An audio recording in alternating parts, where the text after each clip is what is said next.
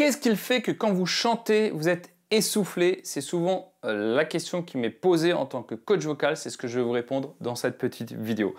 Bonjour à tous, j'espère que vous allez bien. On se retrouve pour une petite vidéo.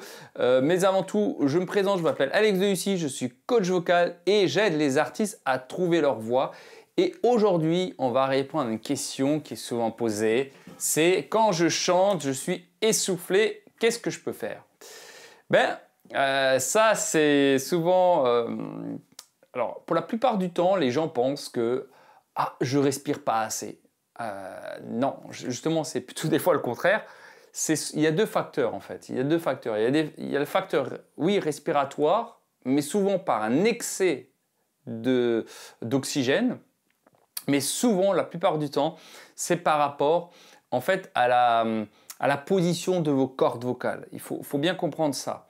Les cordes vocales, je rappelle, hein, ce sont deux petites membranes, on va dire, qui vibrent hein, l'une contre l'autre, comme ça, hein, qui vont faire des petits vaguelettes comme ça, qui vont vibrer simplement comme ça. Et donc le problème, alors là, ça c'est mon petit larynx, hein.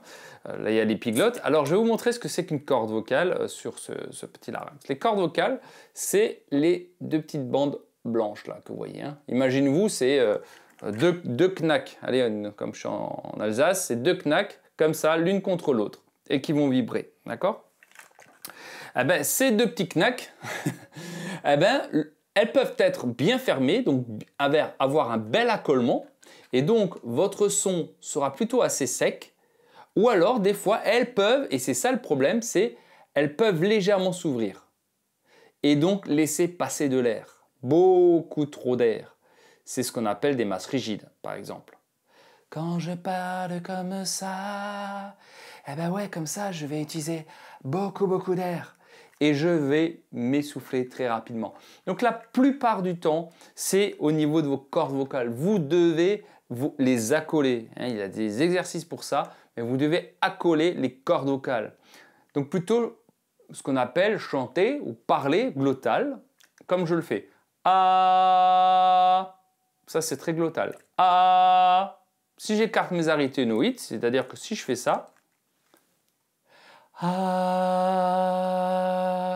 ah, ah, ah, ah. Vous voyez la différence? Et donc forcément, si moi, derrière, j'écarte mes arythénoïdes, je laisse passer beaucoup d'air, je vais être épuisé beaucoup plus rapidement. Tout est là le problème. Hein, donc il va falloir travailler avec des exercices très ciblés pour en fait rééduquer vos cordes vocales à ce qu'elles s'accolent. Peu importe que ce soit sur une masse assez épaisse ou masse fine, mais dans les deux cas, qu'elles s'accolent. Et ça, c'est très important. Mais là, il y a encore des exercices à faire. N'hésitez pas à regarder, hein, j'ai des tutos et sinon j'ai des formations sur l'échauffement vocal en description de la vidéo que vous pourrez aussi voir, qui est très professionnel, sur 25 minutes et ça peut aussi vous aider. Donc pour comprendre tout ça. Hein. Donc c'est ça. Donc l'accollement des cordes vocales. Comment je les ai accolées? La deuxième, peut-être un problème respiratoire. Alors c'est pas que vous avez des problèmes pour respirer, vous respirez tout à fait normalement quand vous parlez dans votre quotidien. Hein. Sinon, vous serez plus sur cette planète si vous n'arrivez pas à respirer correctement. Donc non, vous respirez, sauf que vous faites souvent, énormément, beaucoup trop d'inspi. Donc c'est-à-dire que vous allez chanter, vous allez faire et comme ça vous allez inspirer une tonne, vous allez gonfler vos poumons parce que vous avez peur de manquer d'air. Mais en faisant ça, le corps humain, qu'est-ce qu'il fait? Il a tendance à relâcher tout. Ce qui fait que il va laisser passer beaucoup d'air dans les cordes vocales. Parce que vous avez inspiré beaucoup trop. Et donc là, il faut aussi faire attention à vos inspires, des petites inspires. Et on a fait un exercice sur la respiration. Regardez sur mon YouTube, vous avez plein d'exercices sur la respiration. Donc faites attention, quand vous faites des petites inspires, c'est des inspires très légers. Donc c'est là, juste avec le transverse, le laisser relâcher. Et ça suffit. J'expire. J'inspire. J'expire. J'inspire. Ça suffit. Il n'y a pas besoin de faire et je gonfle ma cage thoracique comme ça et en plus je vais contracter les bandes ventriculaires et ça ne va pas le faire. Et là vous allez à la fois serrer vous allez avoir un problème de serrage et vous allez aussi avoir l'effet d'une suroxygénation. Donc faites attention à ces deux aspects-là notamment.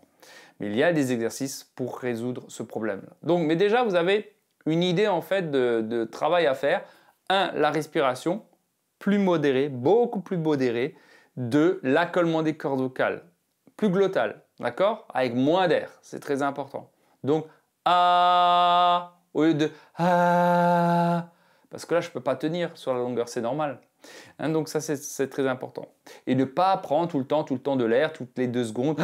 Là, là, là, là, là, là, là, là, là, là, là, là, là, là, là. Ah ben là, ça vous fait, c'est pas possible en fait. C'est normal, votre corps le rejette parce que vous avez beaucoup trop d'oxygène. Bon, ben, j'espère en tout cas que cette vidéo vous aura plu. N'hésitez pas à liker, à vous abonner, ça m'encourage à vous faire d'autres vidéos. En commentaire, vous avez des soucis, il ne faut pas hésiter à me les mettre en commentaire, sinon je ne peux pas vous aider. Donc voilà, essayez déjà ça. Si vous avez d'autres soucis dans la voix, bah, en commentaire comme d'habitude, je n'hésiterai pas à y répondre. Et abonnez-vous, ça me ferait vraiment plaisir. Prenez soin de vous, de vos cordes vocales, travaillez bien, je vous dis à très bientôt. Allez, ciao!